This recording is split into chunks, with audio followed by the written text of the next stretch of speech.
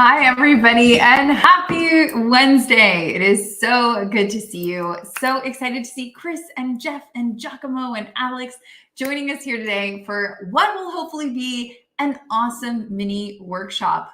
But before we get started diving in how you can prep for big meetings, big events, just really big anything that's happening in your life, I wanted to share a little piece of goodness with you that I think I have a sneaky suspicion that you are going to enjoy. So again, if you're new here, please say hi in the chat. I promise we're a really fun bunch that meets here every single Wednesday at 1 p.m. Eastern to learn together, help each other, share resources, copy each other's homework in the best way possible.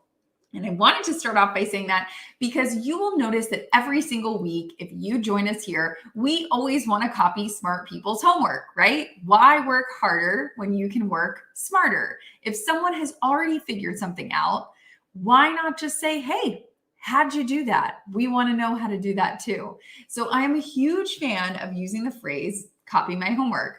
Now, that's not to say that you shouldn't learn how to do things. What is that? Teach a man to fish. We also need to learn how to fish. But what I'm saying is we can learn how to fish, but if someone just up the river has a little secret to fishing, maybe a different type of bait or a different type of hook, why wouldn't we go and learn that? Maybe they know something that we don't. So I'm saying we know how to do things. We're not completely relying on other people, but we are stealing some tips and tricks and tactics from them. So this weekend, I went to a book signing / book launch for Emmanuel Acho. If you do not know him, he's a former NFL player turned host turned broadcaster on ESPN2. And he wrote a new book called Illogical. He was being interviewed by the one, the only, the Minister of Culture. That is a real role that he holds, Matthew McConaughey. And it was such a dynamic, interesting conversation. And I was really excited because they asked for audience questions. So again, before we start the mini workshop, I wanted to show this to you because I asked them, hey, what homework should we be copying from you? So the same question that I asked everybody, these guys answered the question. And so I was really excited to share it with you today because I just thought, hey, why not? Don't you want to copy Matthew McConaughey's homework? Like, don't you want to see what they think or what's going on there? I thought, yeah, they really might, because I know I found it super interesting. So without further ado, let me show you how Emmanuel right here and Matthew McConaughey right here answered the question of copy my homework. Or tip to our life, what would it be? Copy your homework. Y'all see, you're not gonna get me twice.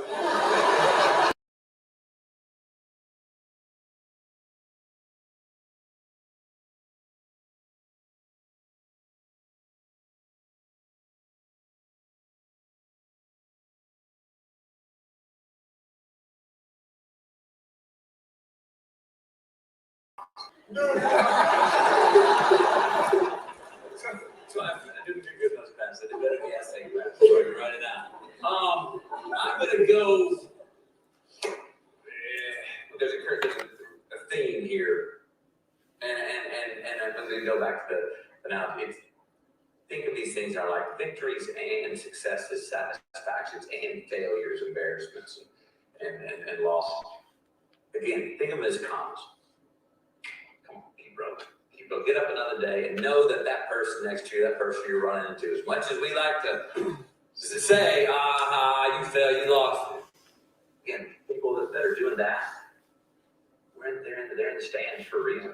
Everybody you need to play with is over there going like, oh yeah, I'm not a defeated entity. Yeah, because I chose resistance, the right kind of resistance. And it's not really a risk you're taking unless you can lose the fight. So choose the risk that you can lose the fight. And the failing is falling. It's not really failing. That's good, man. If you would copy my homework, I actually would suggest you don't. I was not the smartest Acho in the family. But if you could copy one tip of life advice, it's a good one. I think it would truly be follow your heart until it leads you to that destiny. I think that's what it would be. And I think it would be lean into the chaos. Lean into the chaos. Life is chaotic. The life that we live is chaotic. Our society is chaotic. At times, we go through death. We go through hardship. But sometimes you just have to stand in it. And you just have to stand in it and lean into that chaos. Because in that chaos is when the beauty within you is unearthed. Within that chaos is when the resilience within you is unearthed. Within that chaos is when the strength and fortitude within you is unearthed. So you don't truly know who you are at your core until you face chaos. And once you endure the chaos of life, that is when you will continue to refine yourself until you are that most beautiful version of yourself. And so if you would copy something from me, I would simply say, lean into the chaos, because that chaos will turn into a beautiful picture of yourself.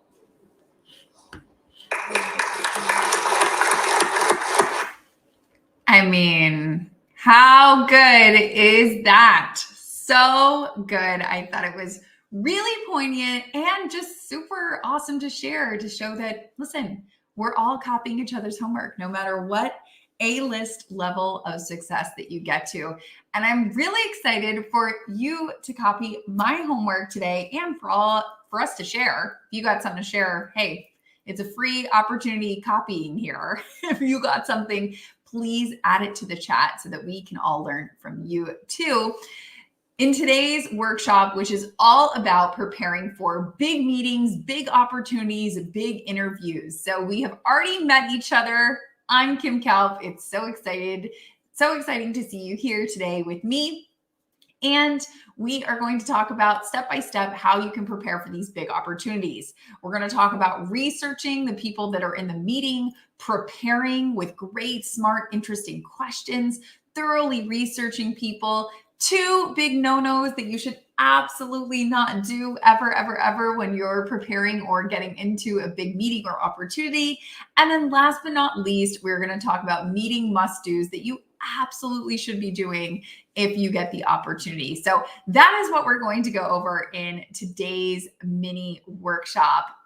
But I wanted to kick it off with that Matthew McConaughey and Emmanuel Acho video, because let's just be honest, that's super cool. And I'm glad that Giacomo thinks so too. And I agree, Matthew McConaughey should be joining us for coffee very soon so we can copy his homework in real time. I don't know how you feel about that, but I am very into it. So this is going to be a little bit different if there are workshops or webinars or things that you've attended in the past, because you and I are here in real time. If you have questions, if you have comments, add them to the chat so we can bring them up on the screen and address them in real time. Don't feel like you have to wait till the end.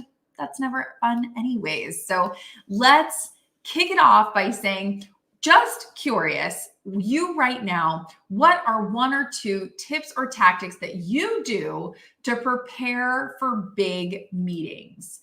If you are listening to this, just think about it in your head. If you are live with us in the chat, drop it in the chat. I'd love to hear some things that you do to prepare for a big meeting, a big opportunity, a really stressful interview that you've been excited to get. What are some things that you really think, these are my go-to tactics? I will tell you 2 off the bat that I probably hear the most often. Number 1 is people like to get up early when they have something important to do that day. They set their alarm a little bit early so they can kind of get up, get acclimated, and not feel like they're rushing in the morning when they have something big coming up. So waking up early is usually top of the list. And usually, secondly, in terms of preparing for big meetings, there's usually some semblance of practicing. It could be practicing answering questions, or it could be practicing a presentation that you're giving, or practicing answering questions about yourself if it's an interview, but practice is always top of the list. I'm glad that Rebecca added in a power pose. That is definitely something that people can do before meetings that helps them relax or get excited. I know we had an amazing discussion with Vanessa Van Edwards all about cues and small things that you can do to prepare for big opportunities. And Power Pose was one of the things that she talked about. So highly recommend, if you haven't heard that podcast episode, to go back and check out the podcast with Vanessa Van Edwards that we did a couple weeks ago, all about power posing and small cues. I love Jeff's point here of Googling the heck out of whoever it is you're meeting with. We are definitely going to be diving into that later in this workshop, regardless if it's a business or someone that you know, really doing your homework. I also like that Scott adds doing this homework a couple weeks in advance, to not wait until the last minute, that if you know about a meeting or a big presentation or something that you have to prepare for, why wait? No time like the present. Dive in as soon as you can. So I love that he makes this point.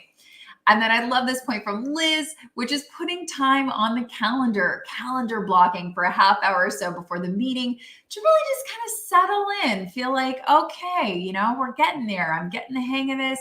I can breathe in, breathe out, and really dive in. And then this point from Leanne, which is so key, take 5 minutes to plan out an agenda, desired outcomes, think through how to keep everyone engaged during their time together. These are all amazing ways to help prepare for a big meeting or a big opportunity.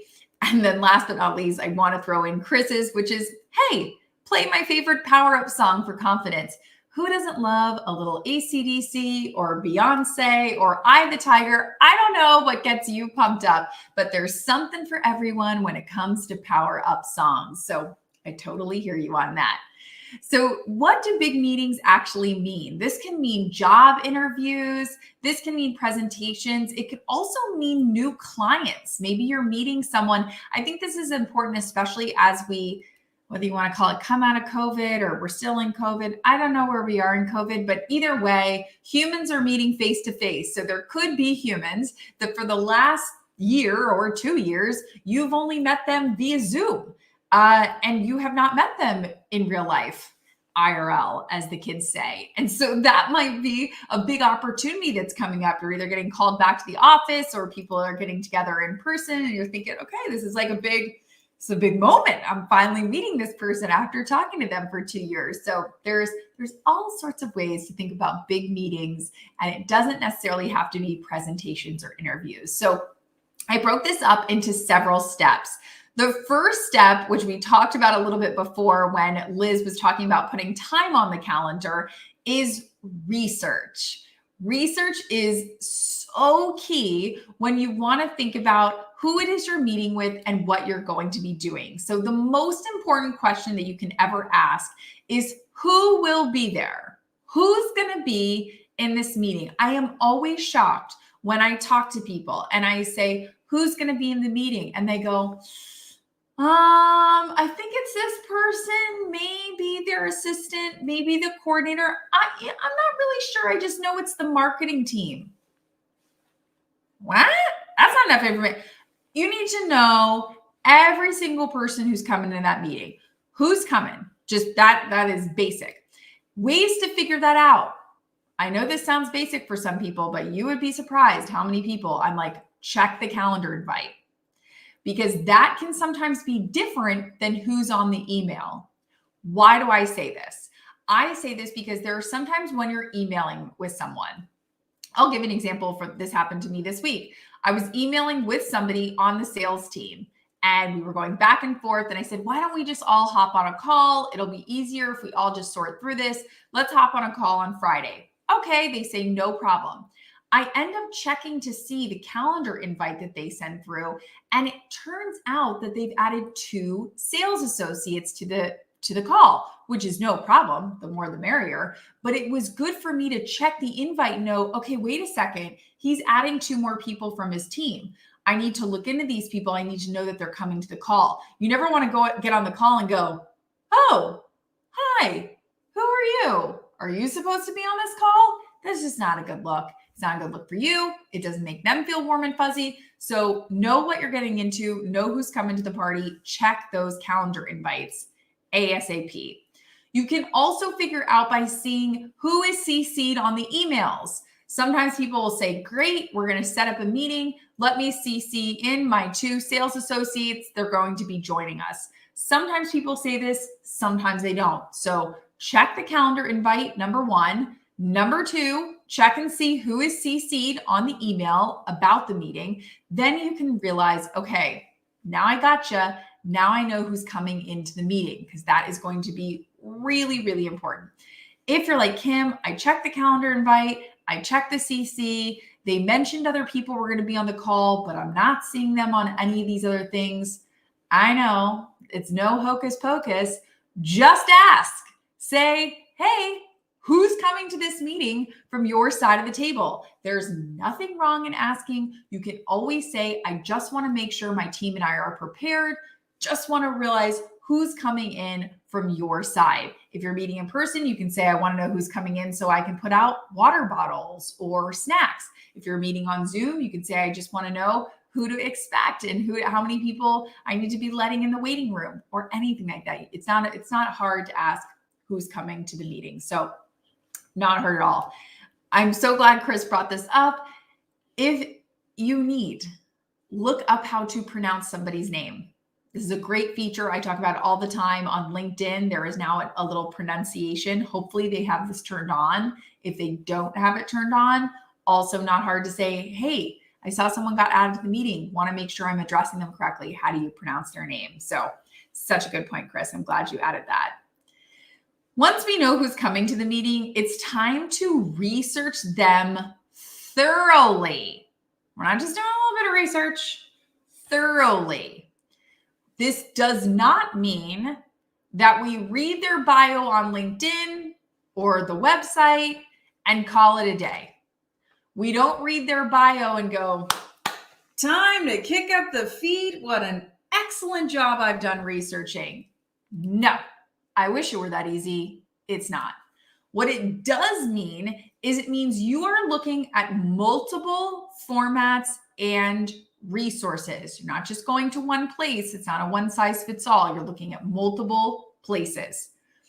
That means dedicating time, as we talked about earlier with the time blocking from Leanne, we're dedicating time to check out the company website, that person's personal LinkedIn profile. We are going to Google them. We are going to see what comes up on the Google results. And we are going to check Twitter. Now, you can check other social media platforms, but I think LinkedIn and Twitter are usually ones that get used for the most part for work. Obviously, sometimes Instagram sneaks in there, but a lot of times it's LinkedIn and Twitter. So we are going to check all of these places, not just one place, all of these places to get a better idea of who is coming into this meeting. Remember, you are a detective as you are looking at this company website, as you are looking at their LinkedIn profile, as you are looking at their Twitter account. These are the questions I want you to be asking. Do we have friends in common? Did we attend the same school? Did we grow up in the same town? Do we have mutual connections? I need you got to put on your Nancy Drew hat. You got to go full on Hardy Boys. You got Murder, She Wrote. Sherlock Holmes, get yourself a smoking scar. I don't know. You are a detective. We want to find out everything we can about the people coming into the meeting, what similarities you could have to them, things that you could bring up. I know it sounds hokey and I know it sounds super cheesy, but I know, and you know, how wonderful it can feel when someone says, hey, I'm a big New York Mets fan too, or hey, I went to the University of Florida too. You're like, oh, yeah, these are my people. It's the oldest trick in the book. And it's not even necessarily a trick. It's just finding common ground with people. But that little extra bit of homework, that little extra bit of detective work will make you stand out miles and miles ahead of people who just did the one-stop shop of, well, I went on the company website and now I'm done. Not true. We need you to really dig in and, as much as possible, do your research on who these people are and what you could potentially have in common. That is going to be massive. Other ideas when you are looking at their Google results or their LinkedIn or their Twitter. These are other ideas. Listen to podcasts that they've been on. This is a big one. You can search for people's names in any podcast app and it will pull up any podcast that they've been featured on. You don't realize how many people have done podcasts until you try this out. So search their name in your podcast provider of choice. See if they have been listed in any podcast episode. On the Google results, you can see if there have been any articles that have been written about them, or maybe they've been mentioned in an article. That's another great tip. Sign up for their newsletter. If they have a newsletter, sign up for it so you can get to know them a little bit better, or read their LinkedIn posts. People post things on LinkedIn all the time. Go through their posts. See what are their interests? What are they talking about? What are they giving tips and tricks on? See if you can do some detective work and figure out, okay, do I know more about this person than I did before? So you really want to dig in. This helps because when you do this, you can actually reference things that they've been talking about or doing. You can say, hey, I saw that great article you posted on LinkedIn last week, and I really enjoyed reading it. It shows the person that you've done your homework, and it shows the person that you really care about getting to know them. And so that little extra mile, it's those little changes in those big stressful opportunities or presentations or meetings that make all the difference. So really find time. In Disney, they call them those surprise and delight moments. So really think about, how can I go the extra mile? How can I add a little touch of love that article, or love that podcast you recommended, or oh, I signed up for your newsletter and I thought the last issue you put out was so great. Those little things can make such a huge difference. So those are going to be huge. When you are in the prep phase, here are some things I really would love for you to focus on. Number one, write down all the questions that you think that someone could ask you. So when you are prepping for a big meeting, for a big presentation, for a big opportunity, maybe it's a sales pitch, maybe it's a job interview, whatever it is, write down all the questions that you think someone could ask you. Now, if it's an example of a job interview, of course, it can be a question like, tell me your strengths and weaknesses, or tell me what you would do differently here. If it is a big presentation, maybe it's a little bit of pushback. Hey, why are you suggesting that? Hey, go back to slide 10. I have a follow-up question. Think about where people would push and pull back on you, and think about what questions could potentially come up in this big meeting. What could potentially come up? So that's going to be step number one. Once you do that, you are going to practice answering those questions. And this is the key part. You're going to practice answering them out loud. Out loud, because newsflash, in a presentation or something, you are either on video or you are in person most of the time. So it's different when you're answering things in your head or you're writing out an answer to speaking. You kind of get rid of the ums, the stuff that can make you seem a little timid, that you might, oh, slide 10. Well, I was thinking that slide 10, not good. You know that was not good. I know that was not good. So we need to practice out loud. So glad you asked that about slide 10. I totally understand that that's going to cost more money, but here's the way that I think that we can balance it out. You see the difference there? You were prepared to answer it out loud. You had practiced answering it out loud. So that is going to be huge. And listen, I know it's good. Someone's going to say it. Ellen just said it. It's so uncomfortable. I know. It's so uncomfortable to practice out loud. You hear your own voice, you're thinking, oh, that sounded terrible, but it's so important because a lot of times things sound really great in our head. Sometimes they even sound really great when we write them out. But when it comes to a big presentation, we actually have to speak on the spot.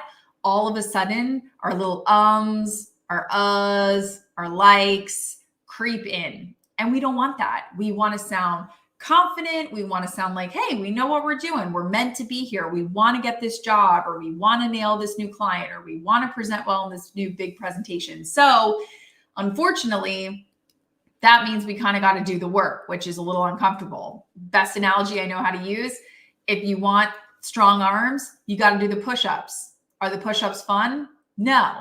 Are they painful? Yes. Do you necessarily look forward to them? Not so much, but you got to do the push-ups if you want to see the work. So you have to practice out loud if you want to see the results. So I know it feels uncomfortable, but it really is necessary. And I love this point that LaRonda brought up, which you can also record yourself, which is definitely something that I've done multiple times to practice your answers as well. And I know some of you are just cringing at the thought of recording yourself. So I always say, baby step, practice out loud.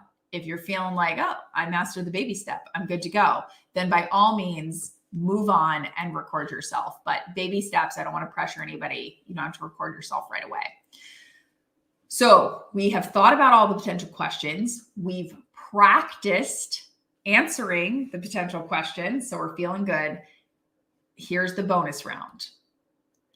Think about the potential follow-up questions based on your answers.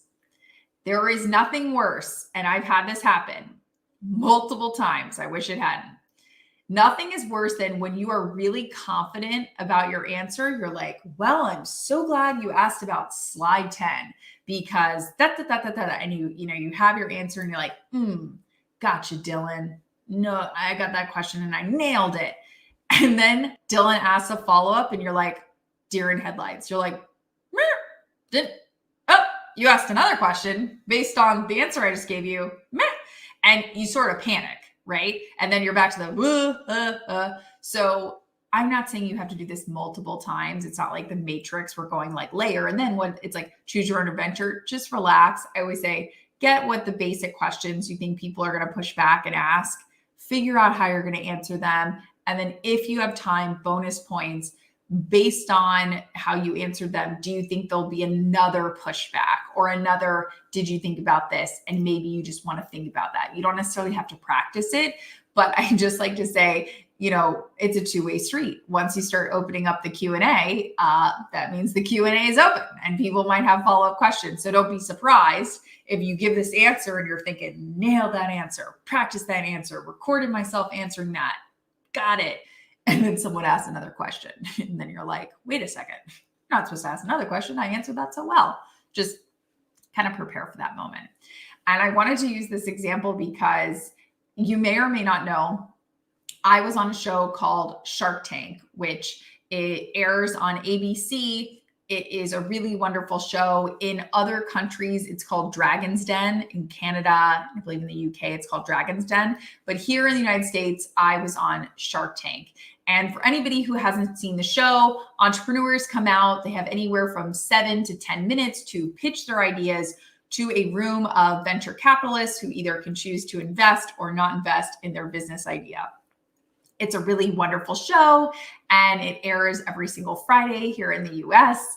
And so I was on season 5. And what I always tell people is think about going in like a detective. We said, if we're going to be on this show, we got to come prepared. We got to come ready to play. So we watched seasons 1 through 4. This is a real story. We got out a pen and a paper. We watched every single episode from every single season. And we wrote down a list of questions. And then anytime that question got asked again, here's a silly example, but like, what are your sales? It's a pretty basic question when you're in business. Anytime that question was asked again, got a tally.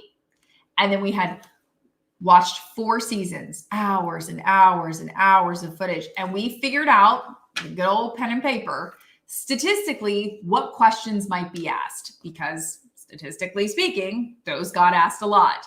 We prepared answers to those questions. So I think we had a list of like 96 questions that had been asked, and we had prepared answers to like over half of them. So obviously it was a big opportunity. So we thought we got to prepare in a big way because it's a big opportunity. I'm not going on national television in front of 8 million people and making a fool of myself. Not today. I don't think so. So we spent hours and hours and hours preparing. So when you are thinking about these big meetings, big opportunities, big interviews, it really is helpful if you can set aside time, calendar block, do the research to prepare. I think it's always important to talk about big no-nos in meetings, like do not pass go, red flag. I don't care what you have to do. Do not do these things. This is like my number one. My number one. If your question can be answered via Google, then it is not a good question. I know my podcast producer is going to yell at me for doing the clap, but we have to clap because it's so important. Not a good question. Because here's what that shows me. If you ask me a question and that is a Googleable answer, I'm going to think one of a myriad of things. Number one, you don't understand what's happening here. You don't understand what we do. You don't understand what's happening. Or number two, you're lazy because you should have looked that up before you got in this meeting or got in this interview or got in this conference call. Or you didn't think about it. So either way, all of those situations are bad. You don't want people to think you're lazy. You don't want people to think you don't know what's going on. So if your question can be answered via Google, it like lets the air out of the room. Like collectively, I've been in rooms where somebody asks a Googleable question and you're just like, Todd, we can't do this. We can't ask questions that can be answered via Google. It's just not a good look. Okay. So like if you're going into a big interview and you ask the company, oh, what's your mission statement? And that mission statement's on the website. That's just not great. It's just not a good look. So if it can be Googled, just please don't. Please don't. Please do your research and prepare for those meetings. Now I want to talk about a big no-no during the meeting. So big no-no during the meeting. Huge. Do not do this. Do not run late. Holy moly. Start on time, end on time. Do not run late in a meeting. That's like the biggest no-no. Oh no, Todd, I wasn't picking on you. Love you, Todd Stevens. Love you, Todd Stevens. This is a fictional Todd. We don't have to worry about him. Start and end on time. If you are going to be in a meeting, a big presentation, whatever it is, do not come late and do not run late. Why do I say that this is so important? It is important because if you make someone late, they are less likely to meet with you again. And I'm going to say it again for the people in the back. If you make someone late, they are less likely to meet with you again. Because they're going to think, well, I wanted to meet with Michael, but the last time I met with him, I was 20 minutes late to my last meeting. So now I'm a little hesitant to meet with Michael again because I got a jam-packed day or I got a conference call late. They're less likely to meet with you. Now they got to think twice about setting up a meeting with Michael because Michael made them late. Or you might say, okay, maybe I'm dealing with somebody's assistant. The assistant, who, by the way, also wants that person to run on time, is really going to put you on the poop list, if you will, because they're going to go, you're making my job harder because now you're making them late. And now I got to call the next meeting and tell them that they're running late. You made their job harder. And you know what nobody likes? A harder job. Everyone wants an easier job. No one wakes up in the morning and goes, you know what? Today's a good day for a harder job for the same pay. No one says that. I don't know. That's a fictional character. So no one wants their job to be harder. So the assistant's going to go, I don't want them to meet with them again because they're going to make them late. Or that person is going to become very skeptical of your time management. So again, if you're doing a big presentation, if you are pitching yourself for a job, that person's going to go, they say they can get this done in 6 weeks, but they couldn't even get here on time or they ran over by 60 minutes. So how good is their time management really? How realistic is that timeline that they just left us on the sales call? Do you know what I mean? Do you see what I'm saying? So start on time, end on time. The next question, I'm sure somebody's going to ask it, is how do I end on time? If we're vibing, if we're talking, how do I make sure we end on time? Here's a phrase that I always use. Feel free to copy it.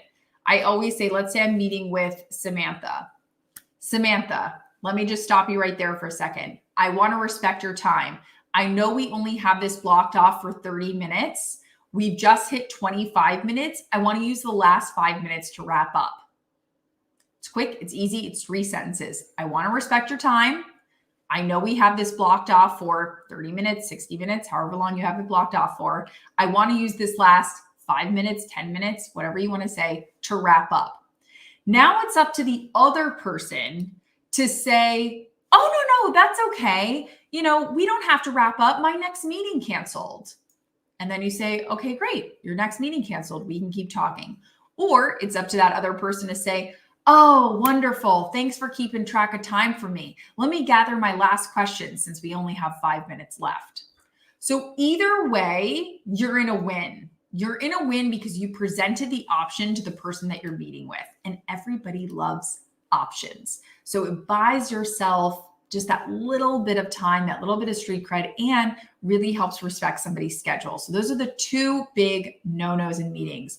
Do not ask a question that can be Googled, and do not run late, whether you're starting the meeting late or run late that you're ending the meeting late. Start everything on the time. Those are the two big no-nos. Don't do it.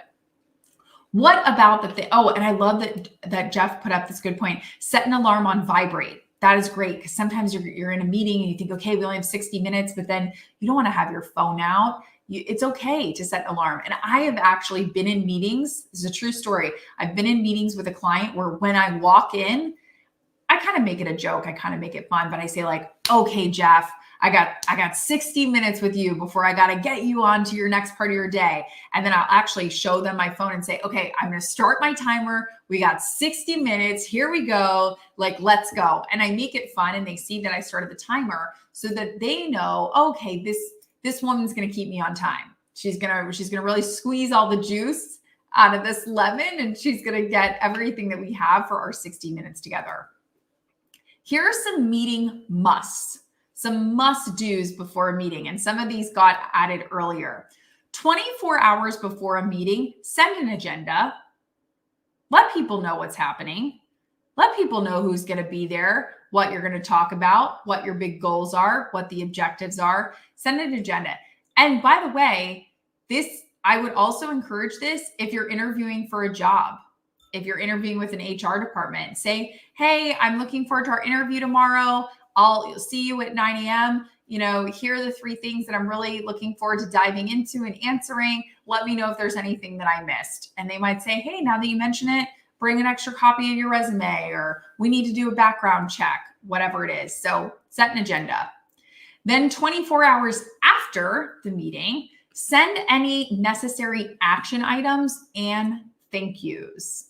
Don't wait more than 24 hours after the meeting to get those out the door. We want them fresh, hot off the press, so that people are keeping things top of mind. Also, 24 hours after, I want you to connect with that person on LinkedIn. And additionally, LinkedIn has a little button next to the connect button that says add a note. I want you to add a note saying, it was so great meeting you on Tuesday. Looking forward to staying connected. Or it was so great meeting you on Wednesday at the networking event. Looking forward to staying connected. So add a personal note about where you met them or what day you met them. This is going to be so key to do after a meeting. If they are going to go on your profile and you're going to connect with them on LinkedIn, please make sure it doesn't look like poop.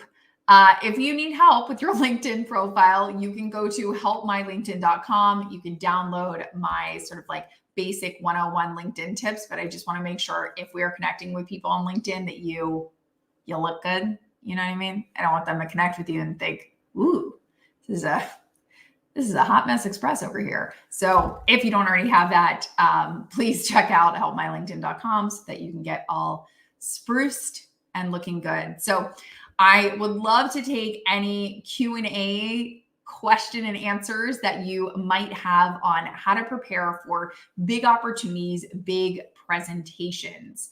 I will kick it off with Giacomo's question, which is, what is your best advice for achieving a big work opportunity after those first steps? Well, I would say, again, follow-up is everything. I also think connecting with them on LinkedIn is amazing, because even if the opportunity doesn't come to fruition, hey, I know myself, I've pitched a lot of clients and I didn't get the business. I've interviewed for a lot of jobs when I didn't get the job, but just because that job wasn't the right fit doesn't mean there are not other job opportunities that are a better one for you. So when you stay connected on LinkedIn, you stay top of mind, let's say for that HR director or for that potential new client.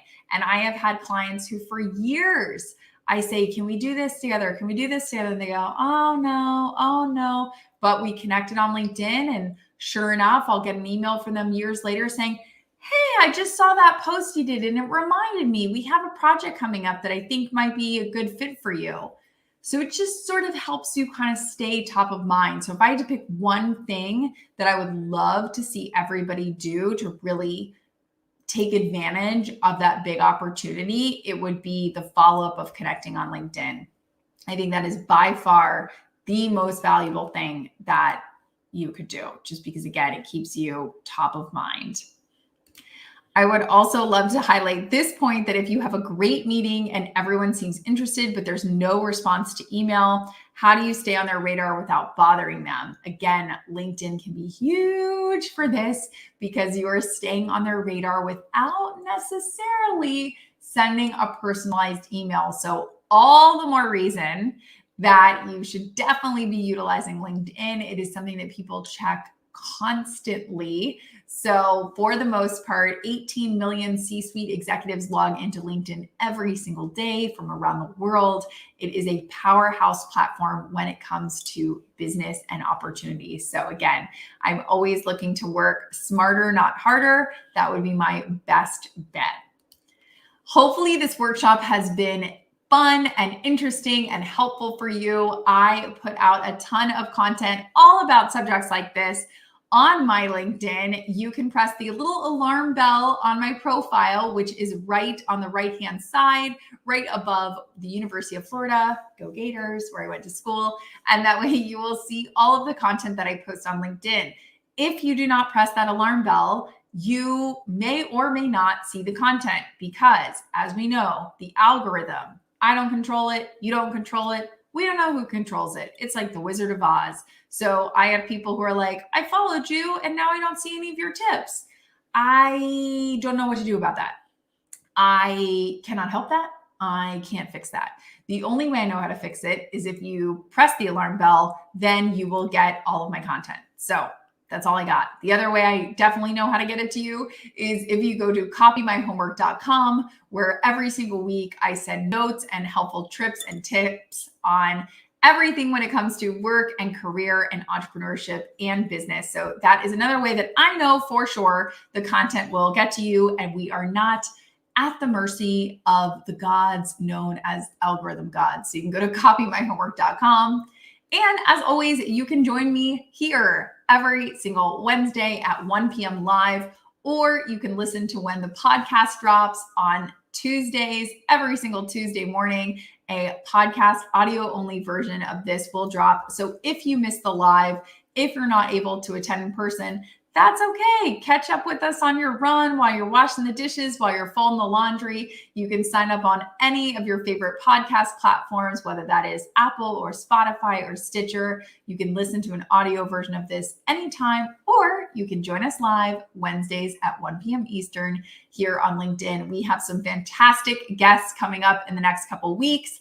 We have Jennifer Welsh. We have Jenny Blake, who I have been absolutely loving her new book called Free Time, Lose the Busy Work in Your Business. I cannot wait to dive in on all things of business and busy work with Jenny. So we have some great things coming up. Mark your calendars. If you want reminders about who's coming when to coffee, you can go to getcoffeewithkim.com. And there is an opportunity to add all of these meetings to your calendar. So I want to say thank you to Ellen and Jeff and Leanne and everyone who is able to join on the live. Anya, so good to see you. LaRonda, this was amazing. So wonderful to see everybody. I hope this was helpful. Thank you so much. And I hope to see you soon on another Coffee with Kim. Until then, have a wonderful rest of the week. Stay safe, have fun, and I will see you so soon.